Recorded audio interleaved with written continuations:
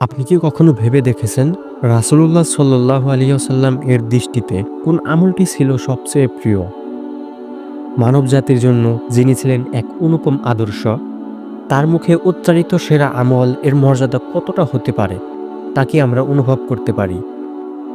এক সাহাবী একদিন রাসূলুল্লাহ সাল্লাল্লাহু আলাইহি ওয়াসাল্লামকে জিজ্ঞাসা করলেন, হে আল্লাহর রাসূল, আল্লাহর নিকট কোন কাজটি সবচেয়ে প্রিয়? রাসূল সাল্লাল্লাহু আলাইহি ওয়াসাল্লাম উত্তরে বললেন, সময়ে সময়ে নামাজ আদায় করা। নামাজ এটি শুধু একটি ফরজ ইবাদত নয়, বরং এটি একজন মুমিনের জীবনের প্রাণ।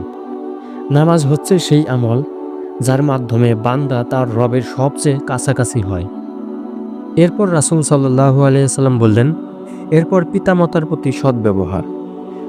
আজ আমরা আমাদের জীবনের ব্যস্ততায় মগ্ন হয়ে অনেক সময় ভুলে যাই মা বাবার গুরুত্ব। অথচ রাসূল সাল্লাল্লাহু আলাইহি সাল্লাম বলেছেন, তাদের প্রতি সদ্ব্যবহার আল্লাহর কাছে সবচেয়ে প্রিয় আমলগুলোর একটি। আর তৃতীয় আমল কি ছিলেন জানেন? আল্লাহর রাস্তায় জিহাদ করা। এটি এমন একটি কাজ যা আত্মত্যাগের মাধ্যমে দ্বীনের জন্য জীবন উৎসর্গের বার্তা দেয়। ভাবুন তো, এই তিনটি আমল, নামাজ, পিতামাতার সেবা এবং জিহাদ, এই তিনটি রাসূলুল্লাহ সাল্লাল্লাহু আলাইহি সাল্লামের চোখে ছিল সর্বোত্তম আমল। কিন্তু আমরা আজ কোথায় দাঁড়িয়ে? নামাজে অলসতা, মা বাবার সেবায় অবহেলা আর আত্মত্যাগের কথা কল্পনাতেই দুর্বল। রাসূল সাল্লাল্লাহু আলাইহি সাল্লাম যে আমলগুলোকে এতটা গুরুত্ব দিয়েছেন, সেগুলো আমরা নিজের জীবনে কতটা ধারণ করছি?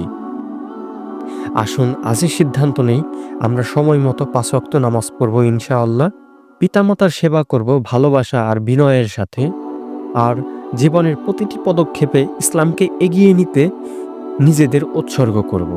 কারণ এই আমলগুলো শুধুমাত্র রাসূলের পছন্দ নয়, এইগুলো জান্নাতের পথের আলোর দিশারি।